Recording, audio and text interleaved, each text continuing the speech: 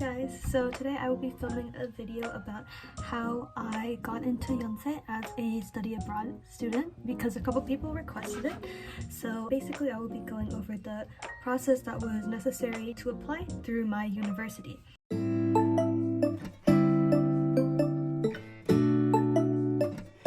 So first of all, the process will be really different depending on if you want to be an exchange student, a visiting student, or just like a normal student at Yonsei.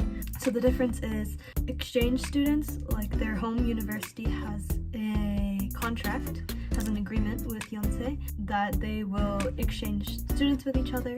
Yeah, so there is usually like a set amount of students that each school will take each semester from the other school. I know for my university, trying to go on exchange to Yonsei can be a bit competitive because there aren't many spots open for students from my home university in Canada.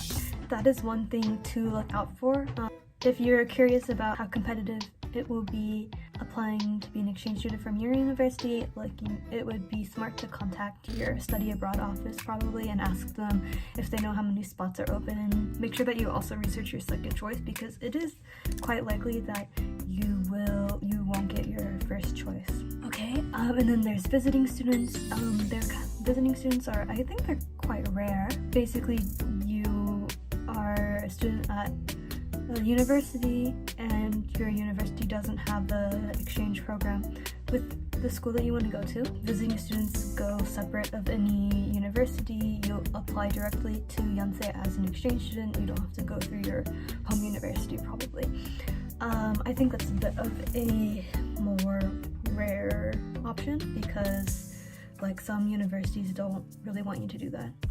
And then if you are a regular student at Yonsei, like a regular international student, you will apply directly to Yonsei. Yeah, so people ask me all the time, like, how do I get into Yonsei? And I'm like, you want to like just go to Yonsei, or do you want to be like exchange student? Like, it is very different, obviously, because if you are applying to Yonsei, like the criteria will be really different. It might be a lot more competitive. I have no idea, but anyways, I am, of course, an exchange student, so I will just be walking through what that process looked like for me.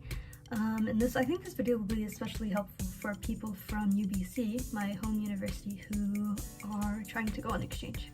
We'll just be going on UBC's Go Global website. Okay, so first of all, you need to choose 3 universities that you would like to attend. As I said before, make sure that you also research your second and third choices because you definitely might not get into your first choice. It's really hard to know. Even if you have great grades, you still might not get it. It might just be too competitive.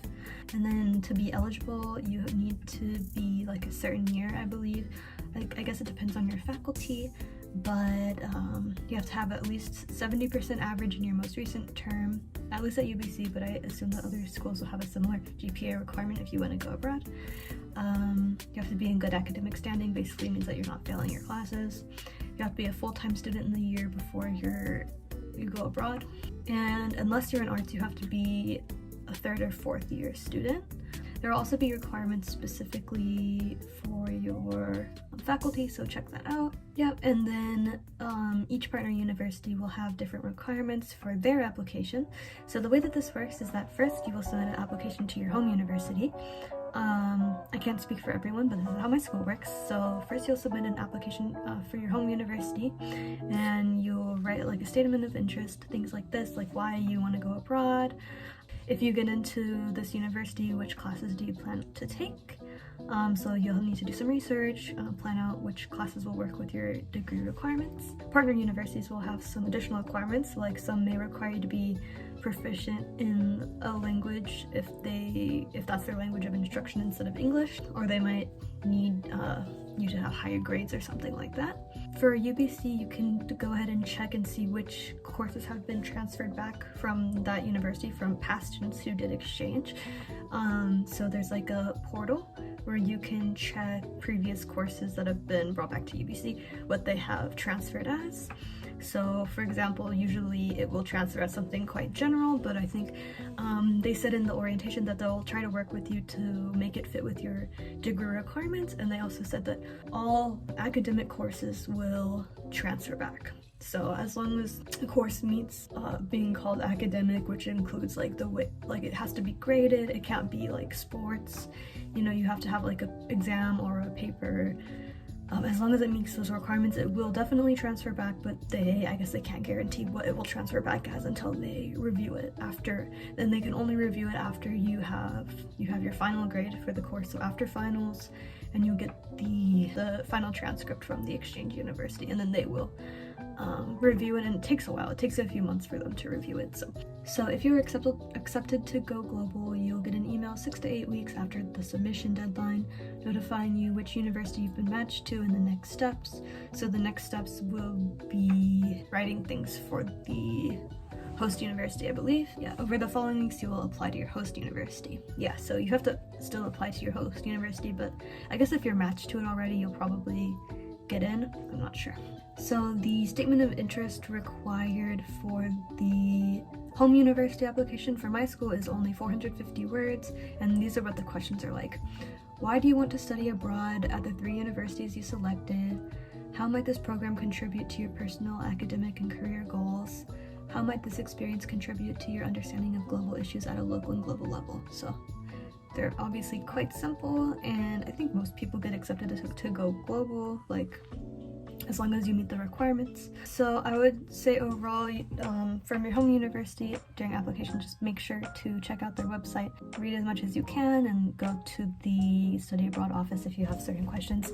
There's also a application fee, which is not cheap, but they refund it if you don't get matched, I think. So basically overall, they will explain to you everything that you will need to do. Like there are required like Zoom events where they explain everything that you need to do after you're accepted, and through that I was able to meet other people from my school who are going to the same region, so we could make group chats and like meet a couple times before we went on exchange.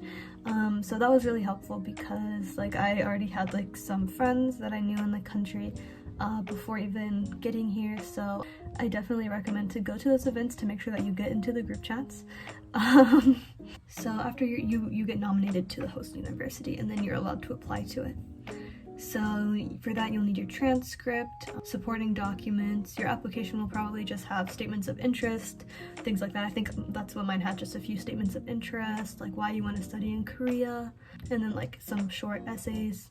Really easy application, like took me less than 2 hours. I did it all at once because I wanted to submit it early, but you'll have a bit of time to complete it. And then after you get accepted by your host university, which may take a few more weeks, then you need to apply for your visa. They do give you enough time, but you need to be a bit proactive about it. Like you can't waste too much time, otherwise you might not get your visa in time. So now I'll look at the timeline for how long it took.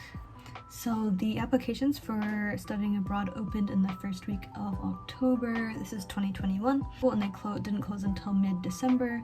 So I got my offer late January of 2022. So the dates for summer programs will be a bit different. Personally, I applied to both summer and term 1 programs because I wanted to go for both initially, but I decided to only go for the term program after that.